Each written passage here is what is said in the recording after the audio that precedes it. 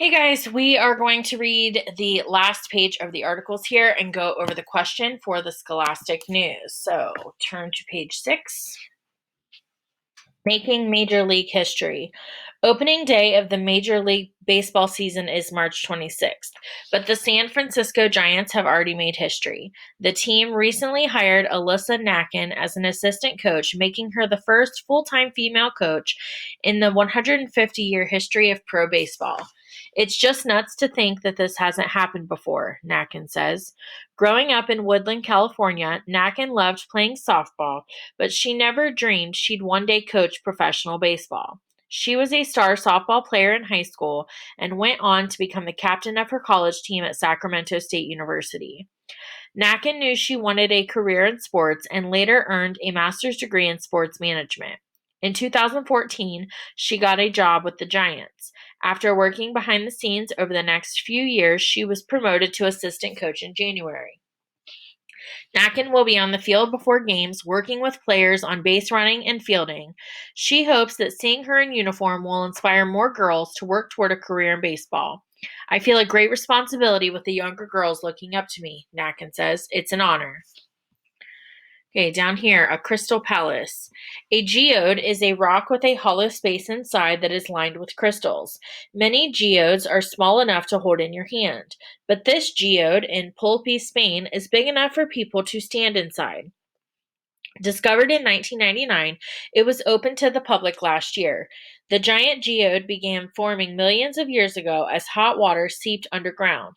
The water slowly evaporated, leaving behind a clear mineral called gypsum. The gypsum gradually formed crystals that resembled huge, jagged pieces of ice. All right, page 7, count me in. In January, government workers spread out across remote towns in Alaska. They arrived in small planes, then traveled over snow and ice by snowmobiles and even dog sleds. Why? Because they were there to kick off the 2020 U.S. Census, a nationwide count of all people living in the country. The first people counted lived in a small fishing village named Tuksuk Bay. For the rest of the country, the census begins this month. The U.S. Census Bureau will send questionnaires to every household to ask about the number of people who live there, their ages, races, and more. Read on to find out how the federal government uses that information to help make big decisions. Sidebar: The U.S. Constitution requires the federal government to conduct a national census once every decade. The first census took place in 1790. There are 3 ways to complete the census: mail, internet, and phone. To try to ensure that no one gets left out, census workers will go door to door to collect answers from people who do not respond by April 1st. According to the last census, about 309 million people lived in the U.S. in 2010. Census data helps the U.S. government decide how and where to spend about $675 billion each year. That money is used to repair roads, build schools and hospitals, and more. Census results also determine the number of seats each state gets in the U.S. House of Representatives. States with larger populations elect more representatives.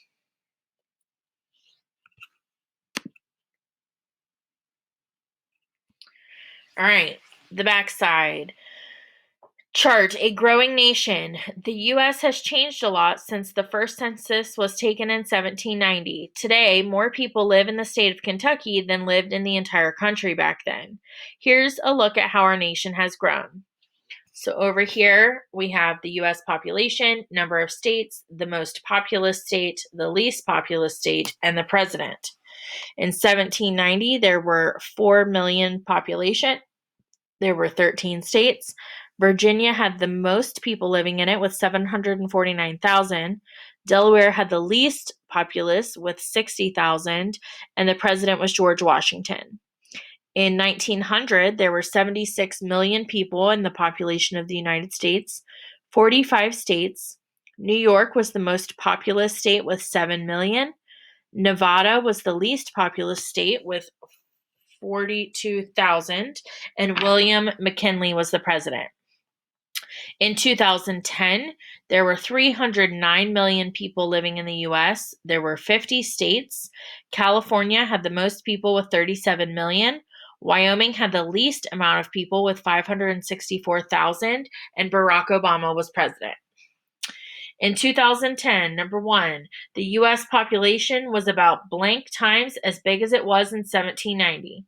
4 times, 13 times, 45 times, or 77 times. Number two, which state had the biggest population when William McKinley was president? You just need to look at that chart. Write about it. You do not have to do this if you do not want. If you want to do it, feel free. Lost treasure. This is the article on page 2 and 3. What happened on La Noche Triste? The Spanish fled from Tenochtitlan. The Spanish arrived in Tenochtitlan.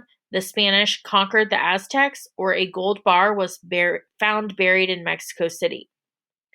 Number two, which detail best supports the idea that the Aztecs built a great civilization? They were ruled by Montezuma II. They were a wandering people. They were defeated by the Spanish, or their empire thrived for about 200 years.